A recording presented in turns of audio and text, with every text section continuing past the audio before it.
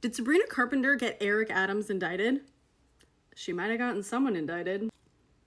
Quick background, Gen Z pop star recently indicted New York City mayor. If you need any background on this guy, my previous post has a good overview of his clowning. So recently, Sabrina Carpenter said this. Should we talk about how I got the mayor indicted, or?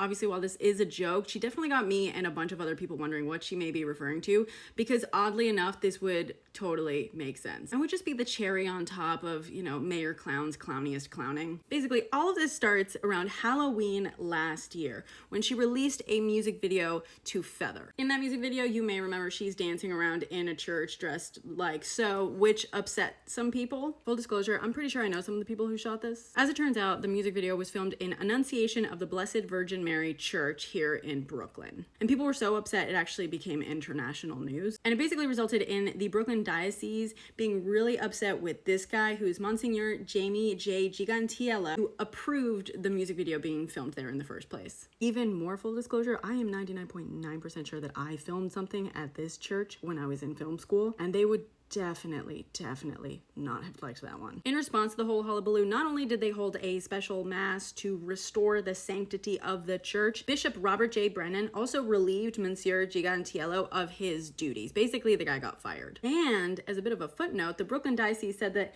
a more thorough investigation would be made into the approval process of things like music videos being filmed there, and presumably they would be looking into all of the deals that Monsignor Gigantiello made while in his position at the church. It is believed that this may be what triggered what came next. See, according to the diocese, Bishop Brennan initiated a broader administrative review of Gigantiello after the whole Feather music video debacle. And since then, the feds have been communicating with lawyers for the Diocese of Brooklyn for a number of months, presumably maybe working together. It seems like it's very possible that the diocese actually reported some of this stuff to the feds. So what does that have to do with Eric Adams, you ask? Well, it turns out the Monsignor is actually business partners with a one Frank Carone, who was Eric Adams' former chief of staff and current head of his campaign. And last week it was announced that the church received a subpoena requesting information about financial or business dealings between Frank Carone and Jamie Gigantiello. So did Sabrina Carpenter get Eric Adams indicted?